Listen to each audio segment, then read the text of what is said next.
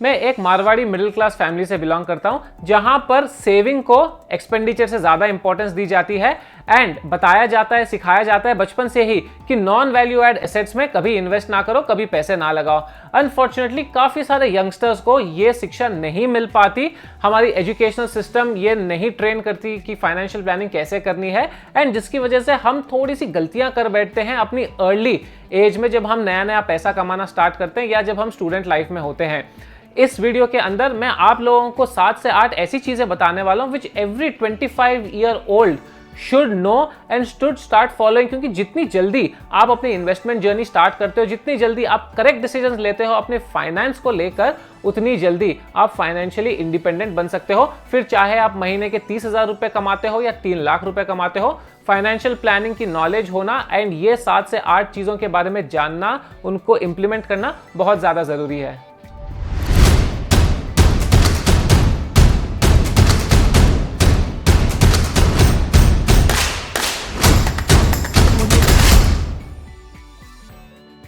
नमस्कार दोस्तों, मैं हूं अरियंत बेद, पेशे से एक चार्टर्ड अकाउंटेंट, और आज इस फाइनेंशियल प्लानिंग के वीडियो में मैं कुछ एक्साइटिंग चीजें आप लोगों के साथ शेयर करने वाला हूं। आगे बढ़ने से पहले वीडियो को लाइक जरूर कीजिएगा, चैनल को सब्सक्राइब कर दीजिएगा एंड शेयर कीजिए आपके उन फ्रेंड्स के साथ जो अभी 25 ईयर्स ऑफ एज के नहीं हुए हैं एंड जिनको आपको लगता है फाइनेंशियल प्लानिंग की नॉलेज की जरूरत है। Let's spread the knowledge and let's get started. Financial planning and investment is filled with risk. कहीं रिस्क छोटी होती है, कहीं रिस्क बड़ी होती है, depending on the potential reward. It is important कि हमारे जो फॉल बैक ऑप्शंस हैं, अगर थिंग्स गो रॉन्ग तो हमारे पास एटलीस्ट ऐसा बैकअप हो जहां पर हम सेफ है, सिक्योर है, हमारे फैमिली मेंबर्स की फाइनेंशियल सिक्योरिटी इंश्योर्ड है। इसीलिए सबसे पहली चीज आप लोगों को जो करनी है या करनी चाहिए वो ये है कि टर्म लाइफ इंश्योरेंस आपको जितना जल्दी हो सके उतना जल्दी ले लेना चाहिए। टर्म लाइफ इंश्योरेंस समराइज में मैं बताता हूं, एक पीरियड के लिए आप एक इंश्योरेंस लेते हो जहां पर आप हर साल प्रीमियम भरते रहते हो थोड़ा थोड़ा। In case you pass away, unfortunately आपके फैमिली मेंबर्स को वो सम मिल जाता है एट वंस या फिर इंस्टॉलमेंट्स में, जैसा भी जो भी स्कीम है। अभी कोविड-19 का जो सिचुएशन है, स्पेशली लास्ट ईयर ये कंफ्यूजन होने लग गया था कि यार अगर हमें कोविड हो गया and we are expiring because of Covid, क्या हमारी टर्म लाइफ इंश्योरेंस फिर भी इंप्लीमेंटेबल रहेगी, एक्शनेबल रहेगी? तो काफी सारे इंश्योरेंस कंपनीज ने कहा अगर पॉलिसी कोविड होने से पहले ली गई है तो हम उसको नेचुरल डेथ ही मानेंगे एंड आप लोगों को इंश्योरेंस कवरेज मिलेगी, यानी कि आपके बेनिफिशियरीज को पैसे मिल जाएंगे। जस्ट थिंक, जो इंश्योरेंस कंपनीज ने ये किया, कितना बेनिफिट हो गया होगा उनके अकाउंट होल्डर्स को, बेनिफिशियरीज को, at least from a monetary stand point. अब काफी सारे इंश्योरेंस टर्म लाइफ ऐसी आ गई है जहां पर आप कोविड का एड ऑन ले सकते हैं, इंश्योरिंग दैट अगर अनफॉर्चुनेटली कोविड की वजह से आप लोगों को कुछ प्रॉब्लम हो जाती है तो एटलीस्ट आपकी जो फैमिली है, इमीडिएट फैमिली, उनको फ्यूचर में जाकर पैसों की प्रॉब्लम नहीं होगी। अलग अलग ऑप्शंस हैं, अलग अलग टर्म इंश्योरेंस पॉलिसीज रहती है, स्कीम्स रहती है प्रीमियम्स की, जैसा आप लोगों को अच्छा लगे वैसा ले लो। जनरली 1 से 1.5 करोड़ की स्कीम ले लेनी चाहिए आप लोगों को। आई थिंक 8 से 9 हज़ार उसका सालाना प्रीमियम देना पड़ता है। You can go on different websites and check, but then this should be an ideal amount which you should start taking as early in your life as possible. दूसरी चीज जो बहुत इंपॉर्टेंट हो जाती है before we actually start taking decisions on financial investments, वो है health insurance. Term life insurance और हेल्थ इंश्योरेंस पॉलिसी दो अलग चीजें हैं। हेल्थ इंश्योरेंस पॉलिसी आप लोगों को कवर करती है अगेंस्ट हॉस्पिटलाइजेशन एक्सपेंसेस, कुछ सर्जरी हो गई, एक्सीडेंट हो गया या कुछ बॉडी में प्रॉब्लम्स हो गई जिसकी वजह से आपको हॉस्पिटल जाना पड़ा। And hospitalisation is a very expensive affair in a country like India, जहां पर फैसिलिटीज कम है लेकिन जो अच्छी फैसिलिटीज है वो बहुत ज्यादा पैसे चार्ज करती है। स्पेशली अगर आपके पेरेंट्स थोड़े एजेड हैं या आपको ऑलरेडी कुछ प्रॉब्लम है, और आजकल तो लाइफस्टाइल डिजीजेज इतनी ज्यादा हो रही है, इतने सारे प्रॉब्लम्स आ रहे हैं, it's always beneficial and should be mandatory for everybody. चाहे आप स्टूडेंट हो, चाहे आप अर्निंग प्रोफेशनल हो, अभी अभी पैसे कमाना चालू किया है, please buy a health insurance. कभी कभी ऑर्गेनाइजेशंस भी दे देती है, उसको भी आप टॉपअप करवा लीजिए। अगर 2 लाख का, 4 लाख का इंश्योरेंस कवरेज है, टॉपअप करवा के उसको 8 लाख का, 10 लाख का पूरी फैमिली के लिए करवा लीजिए, ताकि आप लोग मेंटली सिक्योर्ड हो कि कभी अगर अनफॉर्चुनेटली हमें हॉस्पिटलाइजेशन की जरूरत पड़ी, सर्जरी करवाने की जरूरत पड़ी, हमारा इंश्योरेंस कवरेज रहेगा।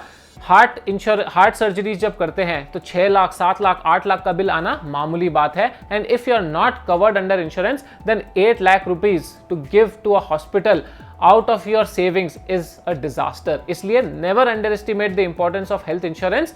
ज्यादा महंगा नहीं रहता, 20,000 30,000 प्रीमियम पे आप लोगों को एक अच्छी 8 लाख 10 लाख की पूरे फैमिली के लिए कवरेज मिल जाती है, तो हेल्थ इंश्योरेंस ज़रूर लें। तीसरी चीज़ जो आप लोगों को करनी चाहिए वो start investing as early as possible. अगर आप स्टूडेंट्स हो या अभी अभी पैसे कमाना स्टार्ट किए हो, 22 साल 23 साल 24 साल के हो, आप लोग सोचते होंगे कि यार पैसे अभी तो खर्च करने का टाइम है, अपने शौक पूरे करते हैं, हम चीज़ें खरीदते हैं, ट्रैवल करते हैं, इन्वेस्टमेंट सेविंग्स का क्या है बाद में कर लेंगे, जब थोड़े उम्र बढ़ेगी या शादी हो जाएगी या 30 साल 35 साल के हो जाएंगे तब इन्वेस्टमेंट करना स्टार्ट करेंगे।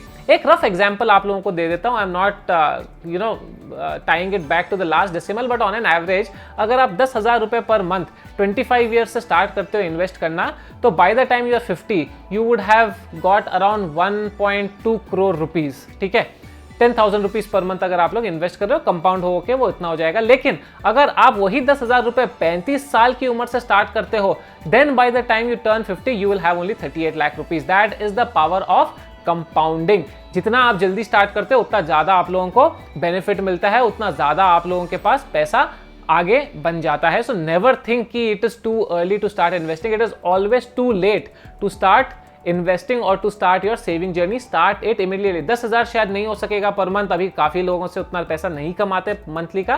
5,000 रुपए, 4,000 रुपए, 2,000 रुपए, try to save at least 50 to 60% of what you are earning initially. अगर ऑफकोर्स बाकी जो इंपॉर्टेंट एक्सपेंसेस है वो मीट हो जाने चाहिए, उसके बाद एटलीस्ट 40 to 50% आपको सेविंग करनी चाहिए early on in your life.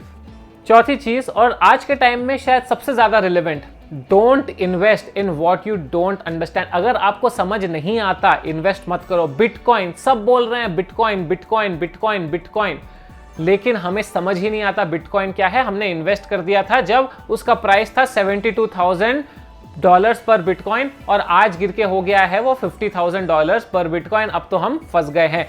Understand before investing, understand what you are getting into and only then invest. If you don't understand, avoid investment. कितना भी lucrative दिखे, कितने भी लोग उसमें घुस रहे हो, understand, gain knowledge and only then invest. पांचवी चीज है, फोर्थ चीज को ही मैं अगर एक्सटेंड करूं, जो टिप्स होती है ना, स्पेशली शेयर मार्केट में बहुत सारी टिप्स मिलती है हम लोग को। यार ये शेयर बहुत अच्छा लग रहा है, ये स्टॉक बहुत अच्छा लग रहा है, यार इस एवेन्यू में तो इन्वेस्टमेंट पक्का ही करना चाहिए। रियल एस्टेट बूम होने वाला है अपनी सिटी में 5 साल के बाद, मेरी बात मान के रख ले, आज इन्वेस्ट कर दे। डू नॉट इन्वेस्ट ऑन ये टिप्स या सुनी सुनाई बातें। Once again, research has to be at the core and your own research. और किसी की रिसर्च आप पढ़ सकते हो, but then do your own analysis, compare 4-5 different researches analysis and only then take a informed decision. Take an informed decision. Do not get into the flow of hot tips, क्योंकि जब भी आप tips पे invest करते हो 9 out of 10 times you will end up losing money. That is why say complete no to tips and suggestions from random people. छठी चीज, अपने portfolio को स्प्रेड करो, डी रिस्क करो। थोड़ा पैसा स्टॉक मार्केट में लगा दिया, थोड़ा पैसा बिटकॉइन में लगा दिया, थोड़ा पैसा रियल एस्टेट में लगा दिया, थोड़ा पैसा म्यूचुअल फंड में डाल दिया, थोड़ा पैसा फिक्स डिपॉजिट में डाल दिया। अगर आप अपने पोर्टफोलियो को डिवाइड करके रखोगे, you are derisking your portfolio. Black swan events होते हैं, ऐसे इवेंट्स जो आप प्रेडिक्ट नहीं कर सकते, लेकिन एक कैटास्ट्रोफी इवेंट हो जाते हैं, जैसे कि हमारा कोविड-19 का situation. For such events there might be some avenues of investment जो एकदम ही जीरो हो जाए। अगर आपने किसी स्टॉक में इन्वेस्ट करके रखा था and due to pandemic it completely crashed down, then at least you have 4 other places where you have invested your money. आपने स्टॉक में इन्वेस्ट करके रखा था, आपने गोल्ड में इन्वेस्ट करके रखा था, स्टॉक नीचे चले गया लेकिन गोल्ड ऊपर चले गया, आपका हेजिंग हो गया, and you are earning somewhere, you are losing somewhere, you are still in balance, rather than कि पूरा पैसा मैंने स्टॉक एक्सचेंज में लगा के रखा था एंड पूरा का पूरा स्टॉक मार्केट तो डूब गया, अब मेरे पास पैसा बिल्कुल भी नहीं है। D risk your portfolio, invest in at least 4 to 5 different avenues including fix deposit, क्योंकि फिक्स डिपॉजिट हालांकि it is not a very good investment पर से from a return point of view, but it is the safest, इसलिए एक छोटा proportion आपका पैसे का फिक्स डिपॉजिट में भी होना चाहिए। सातवीं चीज जो मैं आप लोगों को सजेस्ट करने वाला हूं वो है stay away from debt, stay away from loan, specially for assets that do not appreciate. Educational loan लेना है, समझ में आता है। एक घर लेना है अपने को, इंडिया में एक सेंटिमेंट होता है कि हमें घर चाहिए, उसके लिए आप लोन ले रहे हो, ठीक है, फिर भी समझ में आता है। बट कोई भी ऐसी अदर चीज जो एसेट आपको डिप्रिशिएट कर हो रही है, जैसे कि गाड़ी के लिए लोन ले रहे हो आप, या फिर आजकल यंगस्टर्स में स्पेशली ये हो गया कि यार हमें 40,000 की एप्पल वॉच चाहिए, 1 लाख रुपए का एप्पल फोन चाहिए। ईएमआई ऑप्शन दे रहा है, विदाउट इंटरेस्ट हमको ईएमआई ऑप्शन मिल रहा है हमारे बैंक से, या at a very small cost एक इंटरेस्ट पे ईएमआई मिल रहा है हमको हमारी बैंक से, हमारी क्रेडिट कार्ड पे खरीद लेते हैं ना। इसमें प्रॉब्लम क्या है? You do not end up realising कि पैसा 1 लाख रुपए आपके ही अकाउंट से जाएगा, चाहे वो 10,000 करके कटे या साथ में 1 लाख रुपए कटे, वो पैसा इवेंचुअली आपके पास से जाकर you are buying a phone और you are buying a gadget which is going to be obsolete in the other 3 years, in next 3 years। यानी कि आपका 1 लाख रुपए का वैल्यू शायद 20,000 रुपए हो जाएगा 3 सालों में, या 25,000 रुपए हो जाएगा।